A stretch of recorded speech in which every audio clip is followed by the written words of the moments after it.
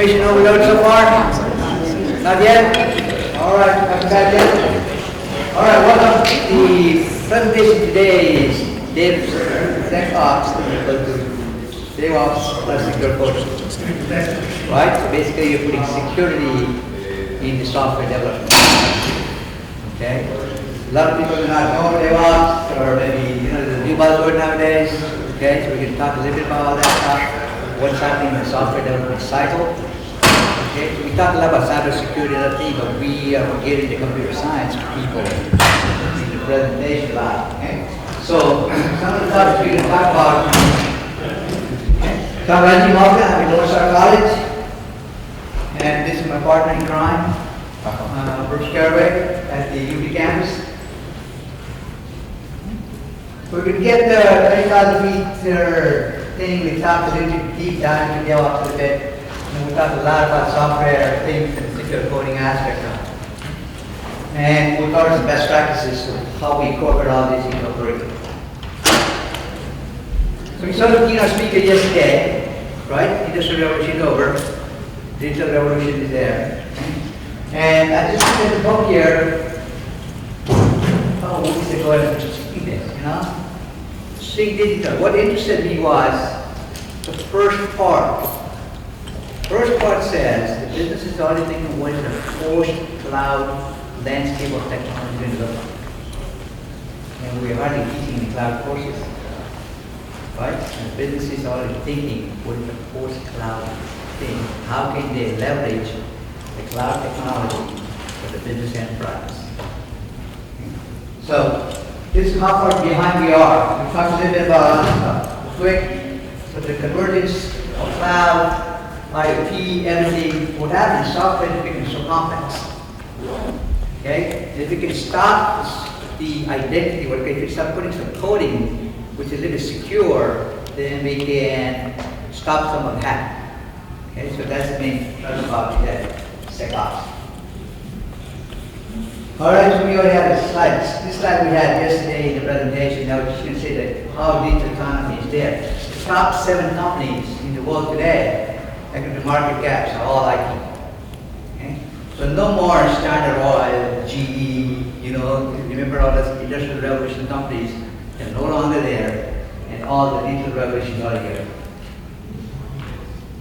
All right, Cisco. You all have Cisco classes, right? What is Cisco today telling you? We are no longer a hardware company. We're a software company. Okay? Cisco is the one who makes all the routers and all the stuff. And they tell you because everything is moving to software. The software-defined network, software on everything. Right? Alright, so I just did a search here last week. And I put the word hardware in the area of interest in the Cisco website. There are only 43 job openings. Okay? When I put the word software in the Cisco website, there we have 462 openings. So they are truly becoming a software company and not under hardware. Okay? When we talk about GE engines and all, GE has made a lot of money on what is called a PDEX software platform for all IoT devices and other things. So that's how the revenue is coming on. Okay, when we did the indie search on this word DevOps, there are 25,000 openings. That's what, it's a new buzzword, but we're going to teach the kids what the new buzzwords are, how to manipulate the system, because who is hiring them? Robots are hiring. Right? If the keywords are not there, your resume never go off the ladder. Okay? Because if you keep writing data analysis, it doesn't work. But then we start putting the word like Tableau and other words in that, and the resume start going up. Because that's how the robots are hired. Alright, now this is a new trend. Because, why should we start teaching this? Because now, there you go, look at this, the trends are now, there are 1,700 jobs looking for DevSecOps. So we need to start looking at the trends, what's happening in this industry, we need to start incorporating all this stuff into our curriculum.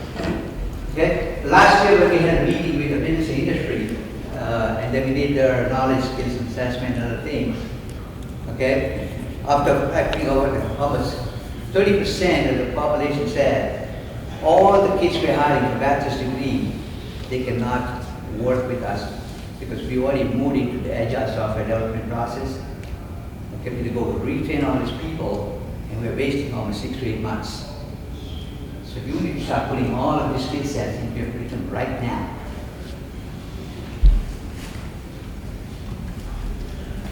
So what, okay, so just give you an example of what a job of DevOps looks like.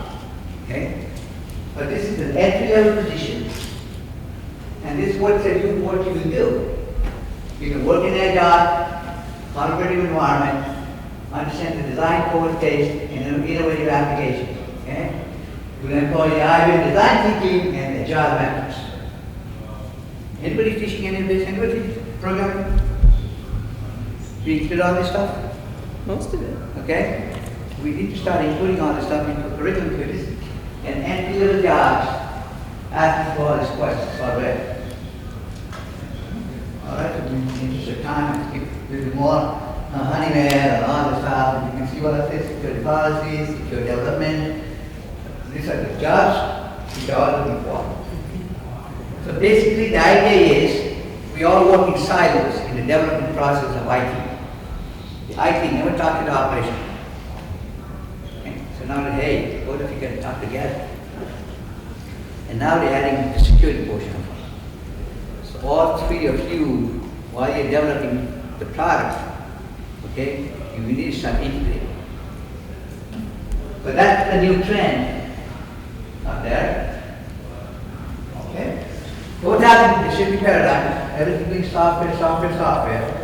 You can see a lot more data breaches, okay, a lot of security frauds. Okay, we're rushing through the process really quickly with a good old method of coding. And everybody thinks of the waterfall method, right?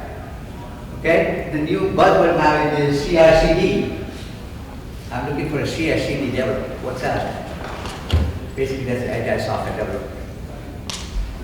And we should tell the students, okay, if you know all this stuff, you should still apply. You should never get scared, right? So no, this is how we teach. Waterfall method, right?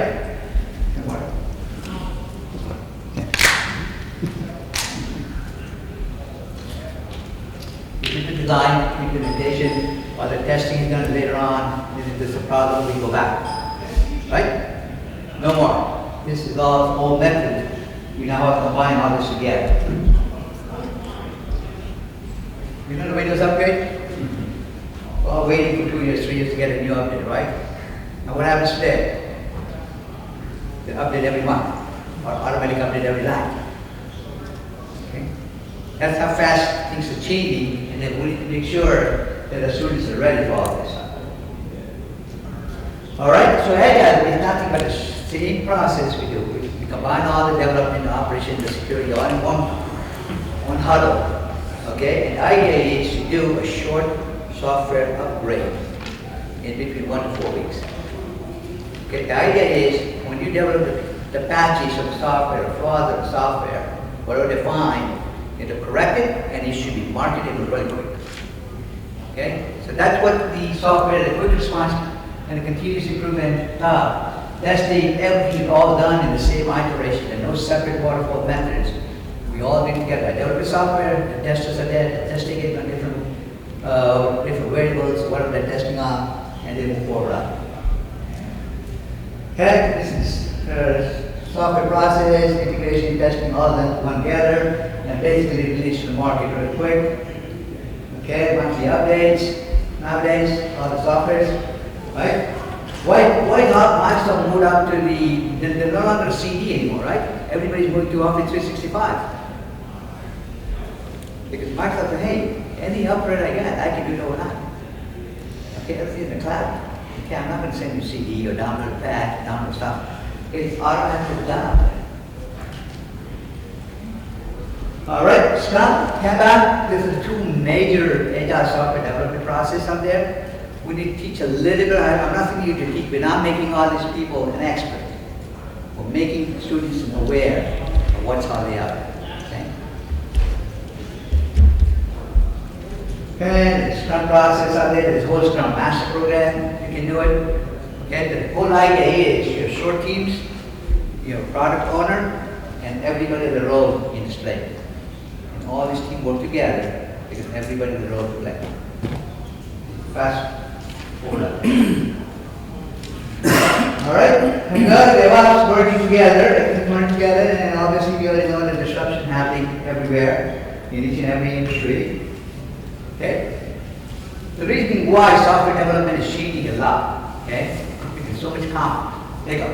Drones using 3.9, 5 million lines of code, Boeing 787, 5 million lines of code, Google went 6.7 million, Chevy's Wolf, your EV, electronic cars, 10 million lines of code, Android, 15 million lines of code.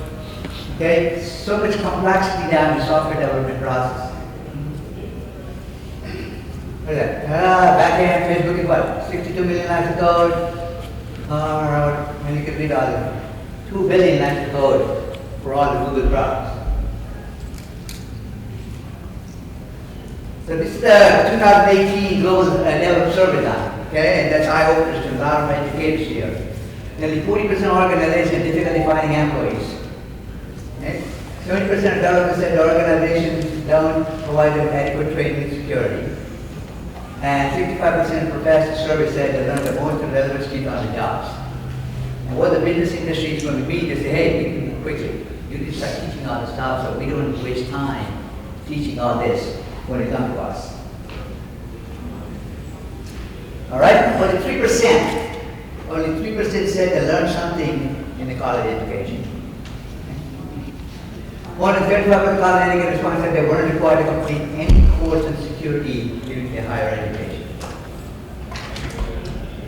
So we can make sure that security is a core, just like your history and government is core, right? Okay? We can make sure that it's a good core. All right, most of the guys who read the instructions to secure coding, they have no idea. If we don't have to make them expert, but they have to be aware that they're not that coders. Okay? So we make them aware of what's happening. Okay, this is eye-opener right there. This is what the business said. While the business world is merging software development and security, the academic world is separating the two fields. We have some separate batches in cybersecurity, batches taking computer science. They don't talk. Okay? And the business saying, hey, we're working on this stuff. Okay? What are you teaching on this? People don't need to teach. Start making sure that what we want. All right, this is a great example of this. You know, security breach loophole, right? There's a security here, people just bypass it. Correct? But we don't know where to enter or exit, right? Now put some pictures to it, put some things to it. Now we know it was an exit. So after all this was happening, they corrected it. They put no entry sign. See, this was an exit now. They put all the barriers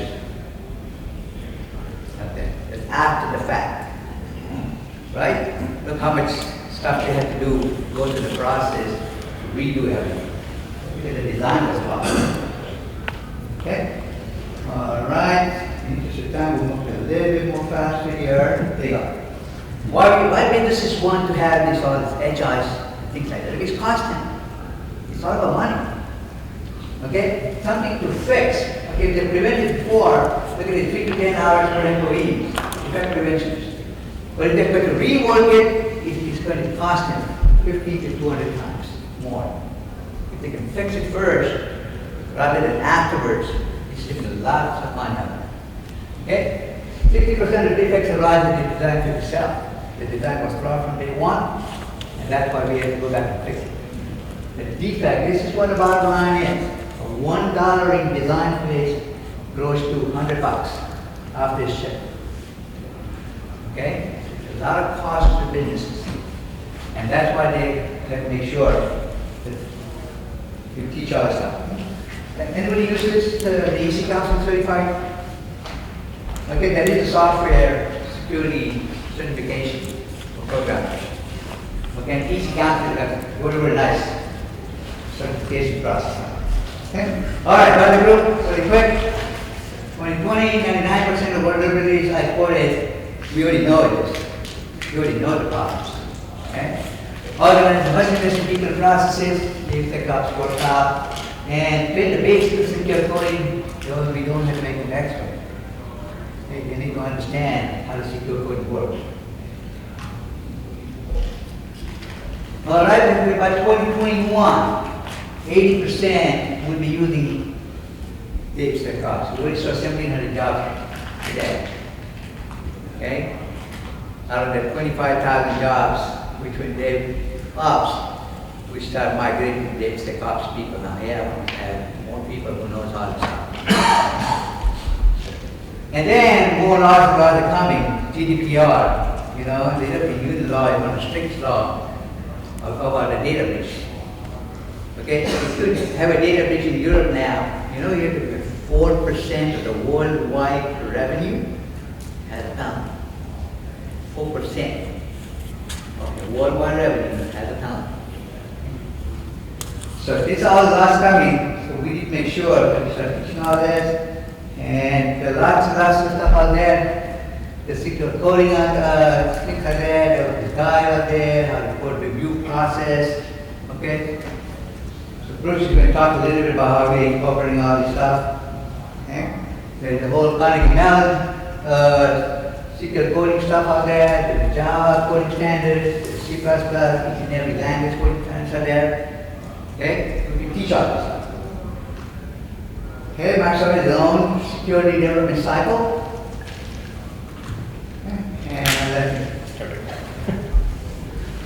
Hurry, right? We lost. Oh, we're good. You good? Okay. Okay, everyone. Yeah, so I'm going to step in and share just a little bit from a kind of a practical application and how I brought some of this into my classroom. First of all, how many teach programming in some form or fashion? Okay. About half, maybe a little over. For me, most of my classes are introductory, and I do teach like a business computer applications course, so a lot of my students have never programmed, or they're, whenever we start using that terminology, they get a little anxious. But I would even say for those who do teach programming, anybody familiar with this book? Yeah, it's a pretty prevalent textbook. This is the 2019 edition. If you, I think, perform a search on trusting Rajiv, I think he did this. If you look at the glossary and the index, there is no mention of things like secure coding or SDLC. Now, some might say, well, yeah, those might exist or should be taught more in maybe the concepts class. But to me, I think we're really know that needs to be taught even when you're down in the weeds, if you will, teaching coding. And so it should be prevalent. And Rajiv made that point that too often our cybersecurity is being taught in one silo, and then our software development and programming is being taught in a separate silo. And it often falls to us, I think, who are kind of on the application side, being the application of this in the real world. We see that there is a certain void in that.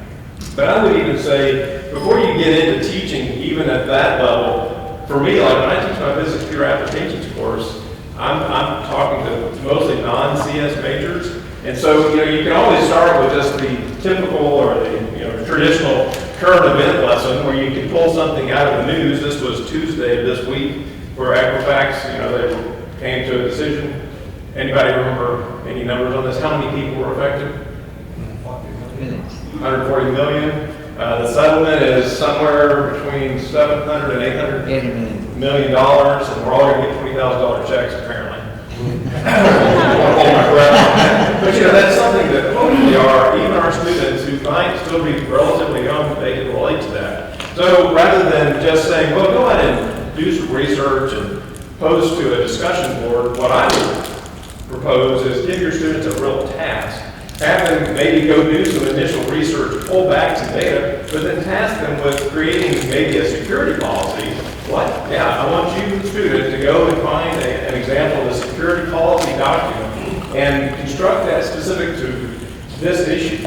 So this was, I think there were really two failures in this story. One was they hadn't patched a known issue with the Apache Struts. I guess it's a open source API, and it's used, I think, to develop web apps. And then, so that was the first thing. They didn't keep up to date with a known issue. But two, then they also had a monitoring software that failed. It didn't pick up that there were, that there were bad guys on their network. So this went on, and the rest is history, so to speak.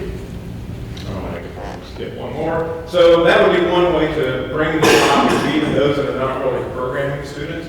But now let's talk about for our true programming classes. Anybody familiar with this? You've probably seen it or some variant. It's one of the many top 10 lists. But this one comes to us from this Software Engineering Institute that are Carnegie Mellon. And so, you know, they've got 10 basic rules to how we should be building or developing secure code. Now, some of these topics, even in my programming classes, they would start to, you know, get a little anxious when I start putting some of these things up. And even me as an instructor, maybe I'm like, well, I don't know if I can really get into, well, and I don't see it here, but, you know, like a SQL injection. Well, if I'm not actually teaching a database course, that might be kind of hard to just bring into just an introductory Python course. But, like they say, a good teacher always teaches what they know, right? Well, I look at this and I go, well, yeah, I do data input validation in my most basic courses. We talk about things about making the solution no more complex than it needs to be, you know, keep it simple. And even things like, you know, proper documentation. So, if I were to just maybe handpick a few of these, and we've kind of created our own variant, but, you know, the first thing is we really want to bring this first term into that lesson, whatever class we're teaching is. We need to bring security and make that part of our core curriculum. And then when we start looking at talking to our students, we need to tell them, well, don't think of it just as the student, or maybe if you're even thinking about being the programmer, you know, you're the good guy, but you also need to think about it from the other side. Put yourself in the shoes of someone who might be trying to reach and get into, you know, or to find a shortcoming or, you know, some kind of a soft point in your code. So we want them to think like a hacker. And then we can take some of these again, things that we do probably already in our classes, you know, data input validation, making sure that we have proper data types or variables, input, output, data handling, and documentation. So again, let's see where we're going to talk.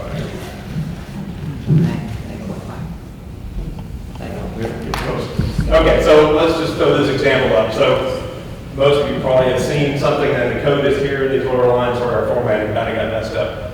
What are some potential challenges or risks with this, specifically with this line of code? Division by zero. Division by zero. You know, one of the most common lessons that we bring to our students. And so what kind of risk does that create for us? I mean, our code might frizz out, you know, errors out, and now you've got an issue where code is either just stopped working or maybe you've lost the process if it ran off. And so, you know, we want to have our students, just as part of their standard code set, handle the error, you know, put in a check, make sure that denominator, which I think we put numerator, denominator is not zero. Pretty basic. But the importance is, when we bring this lesson to our student, is we'll ask them, well, what is the risk, you know? Not just tell them this is how you fix it, but really have them explain, maybe in a follow-on question or a quiz, what is the true risk there? So we have to just take the time, I think is really what it comes down to, pause and say, okay, what is the true risk maybe from, you know, a secure coding perspective? Okay, this is one of those where you can't read from the back, but, you know, if you want to be very draconian, I might say, as an instructor, and say, if I don't see things like, you know, data validation code, I won't even accept the assignment. And that's usually what we practice now, is things like making sure that they did actually put in true data validation. And if I can see, and I know it's hard to read, but have the code provide feedback to the user and say, please make sure your input is correct. And maybe give them all instructions on what type of input it should be. Should it be an integer? Should it be a real number? Things of that nature. Or maybe positive only. And then error handling, and here we just have a simple try-catch block. Most of us are familiar with that. But again, it's up to us to really impart upon the student that is just part of their standard code set, that have to have that included in their submitted assignments. Documentation, how many do you actually require your students to put in comments and remark, and have that header block, explain what this function does, but then in line, tell them what's happening at each step. Students love to do that, right? But again, make that just part of a mandatory check checklist, and if they don't submit it, the assignment is not accepted and it's sent back to the student. And then also integrity. So making sure that they actually put in a statement and have them actually author that. Don't just give them boilerplate. Make them author that statement that says, yes, I'm either using my own code or, more importantly, where I borrowed or use someone else's. Just cite that. Maybe it's a link to, maybe it's a GitHub entry or posting. Just make sure the students are aware that they should be doing it as they move along. You want to talk about tools? Yeah, you better time. Because we're down to 2 minutes. Thanks. Yeah, I don't know what you use as IDE, but we try to make sure that we use the same IDE for all the classes. So we normally use NetBeans because the reason for the NetBeans was, to go with NetBeans was because it's developed by Oracle, and Java is the Oracle baby, right? And so whatever changes are happening, the NetBeans can pick up really quick and things like that. Okay? So we want to make sure that we use that thing. A lot of students want to use all the other tools, or we stick to our guns that you can use whatever you want to use. All code has to be submitted in NetBeans. Okay? Because when they go to work, you don't have a choice. Hey, that company's doing this. That's it. Okay, you either learn that code, how to do all that stuff. I mean, I got a nice part, all the stuff, explaining how to do all that stuff for students. So now that is something new for students. Okay, but a lot of students want to use IntelliJ. You can log because it's a commercial product. It's free for us in the academic world now. But a lot of libraries are written there, right? So you're not a coder. If you're a professional coder, yes, we can go and subscribe to all of this stuff. So I don't have to rewrite a lot of those codes because the class is already made on this. Okay? But we can tell the student, hey, we're going to use for certain things. Find bot, how to find the story. Okay, there's something out there, and obviously there's a lot of stuff out there that is report. Tons and tons of documentation which students can follow. So we go through all this stuff and explain to them, hey, all the tools are already there. Before you submit your tool up there, make sure it's correct. Okay, you have all this checklist, and now you submit grade. Okay, because I don't know auto grade. You know, most of you auto grade nowadays, so people are not learning. Okay, majority of the students now, faculty just putting auto grade on. In auto grade, you must write a for loop. You must have an F here. You must have that. You must have a variable named X. So you're not giving that freedom. The whole idea of software development is what creativity. Okay, creativity of the students. And some people may use this loop, some may use this loop. Some people may have different kinds of stuff. Okay, so and it takes a lot of time to grade. Okay, this was the National Science Foundation project. If you really want to talk a little bit about input data validation and other things, so you can go here and there's a nice quiz up there for. So I tell my students after they go and then, hey, take this quiz, go ahead. Okay, there's a nice coding example, and then you need to answer. If the answer what is correct, and then only you can move forward. Okay, so. So if you just say cyber for all, you should be able to get all the information out there. There are lots and lots of stuff out there. All right, and summary, this is what I want you to do. You're teaching coding, some secure coding into your programming classes. Questions? Discussions? How do you teach? It's all about sharing, right? What do you teach? Python, Java, C, C++? Yeah. Java? Java. Then- I do give a style sheet at the beginning of the semester for documentation, indentation, standards that I tell them I'm their boss, they have a problem. Because when they bounce from instructor to instructor, but it's kind of a little bit of a flare. Okay. And I get used to, I don't care what you used to do. Plus internal documentation, I find keeps them from taking too much off the web. I don't mind if they get it off the web, as long as they should. I mean, that's what we're finding out. You know, a lot of people are just cheating. They're just taking code from somewhere else. And And that's why we're putting an integrity statement, just like in an English paper or something, you're gonna write all the references. You need to identify what the sources are copied. Okay, tell us where you copied the code from. And especially once you start going more advanced, they're writing a lot of code and they get tired, they wait till the last minute.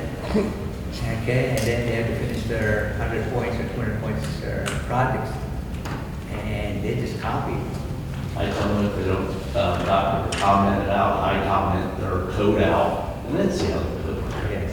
Well, and also at the SEI website, they have two standards written, one for C and one for C++. And if you wanted to really give your students a chance to see what true policy would look like, it's a coding standard, I should say, that's what that is. That's also useful, just to have where is that? at the SEI. It's CNU. Yeah, if you look up Society of Engineering, Software Engineering Institution from Carnegie Mellon. I think it's sei.cnu.edu. They have at least those two standards, and I think they're working on maybe one for Java, but I don't know where it stands.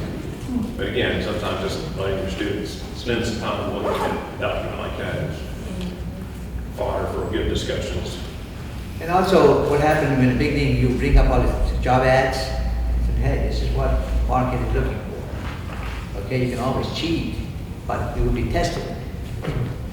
Okay, and there's their book I showed them, the 92 questions in the Silicon Valley, all Silicon Valley companies, how to crack the interview code in Silicon Valley. All right, so if you're going to go to Silicon Valley, it's not that easy.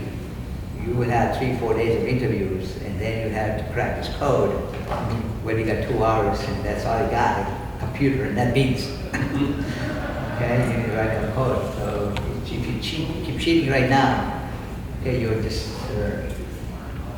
okay, taking out of the market. Okay, any questions? Oh, good, thank you, appreciate it. Thank you. Okay.